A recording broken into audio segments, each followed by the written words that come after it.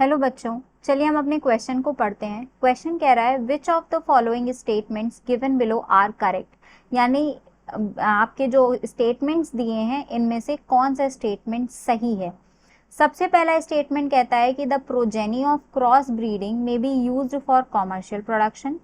Statement B कहता है in case of artificial insemination the semen can be used immediately और can be frozen for later use. Statement number C कहता है controlled breeding experiments are carried out using artificial insemination and multiple ovulation embryo transfer technology. और option number D है all of the above. तो हम लोग की concept की तरफ बेटा बढ़ेंगे और एक एक करके सारे पॉइंट्स को डिस्कस करेंगे। सबसे पहले यहाँ पर आपका दिया है सबसे पहले हम बात करेंगे यहाँ पर आर्टिफिशियल इंसेमिनेशन की, क्योंकि अधिकतर बच्चों को आर्टिफिशियल इंसेमिनेशन में काफ़ी कंफ्यूजन आता है। आर्टिफिशियल इंसेमिनेशन क्या है, आप यहाँ पर नाम से जान सकते हैं, समझ सकते हैं। आर्टिफिशियल यानी कृत्रिम तरीके से, आर्टिफिशियली बाय मैन, और इंसेमिनेशन यानी इन प्लस सेमिनेट। ठीक है, तो artificial insemination is the technique. ये कैसी टेक्निक है? Transfer of semen of a male to the reproductive tract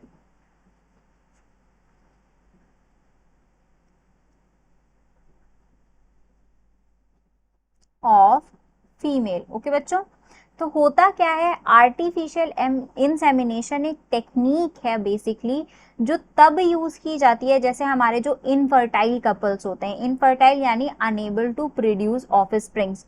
तो ऐसे कपल्स के लिए जो इनफर्टाइल हैं, जिनके बेबी नहीं हो पा रहे हैं, और अगर उनमें जो इनफर्टिलिटी का कारण है वो ये कारण है कि जो सीमेन है वो सही से ट्रांसफर फीमेल के रिप्रोडक्टिव ट्रैक्ट तक नहीं हो पा रहा है, ऐसे में हम किस टेक्निक का यूज करते हैं? हम आर्टिफिशियल इंसेमिनेशन की टेक्निक का यूज करते हैं। इसमें आर्टिफिशियली जो सीमेन है वो निकाला जाता है, उसे ट्रांसफर किया जाता है फीमेल के रिप्रोडक्टिव ट्रैक्ट में प्रॉपर तरीके से, ताकि प्रॉपर ढंग से आपका फर्टिलाइजेशन हो सके। तो ये जो सीमेन है जो हमने इकट्ठा किया है, इसको हम बाद में क्रायो प्रिजर्वेशन के थ्रू बाद में भी यूज कर सकते हैं। ठीक है, अब क्रायो प्रिजर्वेशन क्या होता है बेटा? क्रायो प्रिजर्वेशन क्या है? दिस इज द टेक्निक, यहां पर preservation in very cold condition, preservation, this is preservation in extreme cold condition. Okay, यानी यहाँ पर बेसिकली लिक्विड नाइट्रोजन का यूज किया जाता है, तो that is preservation in extreme cold condition. ठीक है, लिक्विड नाइट्रोजन का बेसिकली जहां पर टेम्परेचर -196 डिग्री सेल्सियस तक होता है। तो सीमेन को हम प्रिजर्व कर लेते हैं, ताकि अगर हमें बाद में कभी इन फ्यूचर अगर ऐसी ज़रूरत पड़े तो हम इसको यूज़ कर सकें।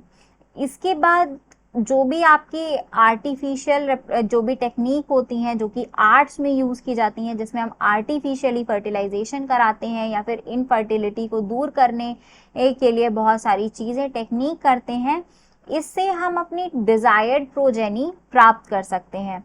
साथ ही साथ बच्चों, आप लोग यहाँ पर एक ही कंसेप्ट में हम लोग एक पॉइंट और इंक्लूड कर लेते हैं, दैट इज MOET। आपने अपनी NCERT में MOET एब्रीविएशन पढ़ा होगा, जिसका फुल फॉर्म होता है multiple ovulation and embryo transfer. ठीक है, ये जो टेक्निक है बच्चों, MOET का यूज बेसिकली ये कैटल्स में किया जाता है, ये एनिमल्स में यूज होती है, और बेसिकली एनिमल्स में भी कहा, कैटल्स में, काउज में, बफेलोज में यूज की जाती है। और इसका यूज क्या होता है? यहाँ पर हार्मोनल इंजेक्शन दिए जाते हैं। इस टेक्निक के through hormonal injections are given ठीक है, हार्मोनल इंजेक्शंस आर गिवन, इन हार्मोन से क्या होगा, टू इंक्रीज ओव्यूलेशन। ठीक है, यहाँ पर हार्मोनल इंजेक्शन बेटा दिए जाते हैं, इन हार्मोन्स के इफेक्ट की वजह से जो भी कैटल है, जो भी फीमेल कैटल है, उसमें ओव्यूलेशन ज्यादा होता है, वो ज्यादा ओवा प्रोड्यूस करती है। ठीक है, फिर उस ओवा को बाहर निकाल लिया जाता है, उसका इन विट्रो फर्टिलाइजेशन कराया जाता है, और फिर उस एम्ब्रियो को, उस जाइगोट को, एम्ब्रियो को एक सेरोगेट कैटल मदर में ट्रांसफर कर दिया जाता है, जिससे उतने ही समय में ज्यादा नंबर ऑफ प्रोजेनीज क्रिएट किए जा सकें और कॉमर्शियल लेवल पर इसका यूज किया जा सके। ठीक है, इसके बाद यहाँ पर एक और हम लोग बेटा की पॉइंट में पढ़ना चाहेंगे, वो हम लोग की पॉइंट क्या पढ़ना चाहेंगे, वो हम लोग यहाँ पर देखेंगे बेटा किसके बारे में, क्रॉस ब्रीडिंग के बारे में। तो क्रॉस ब्रीडिंग एक ऐसी, यहाँ पर वो टेक्निक्स का, उन टेक्निक्स का यूज किया जाता है जिनसे हम अपनी डिजायर्ड प्रोजेनी तैयार कर सकें। ठीक है, डिजायर्ड यहाँ पर प्रोजेनी, डिजायर्ड बेबी तैयार किया जाता है, जिससे इसमें हाई क्वालिटीज, ठीक है, सुपीरियर क्वालिटीज होती हैं, और इस सुपीरियर क्वालिटी प्रोजेनी का यूज हम लोग कॉमर्शियल लेवल पे करते हैं, ताकि हमें हमारी इकोनॉमिक ग्रोथ हो सके। ठीक है,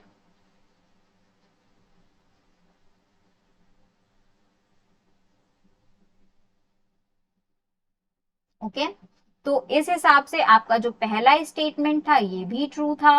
ओके, आपका जो बी स्टेटमेंट था ये भी ट्रू है, एंड सी स्टेटमेंट ये भी ट्रू है।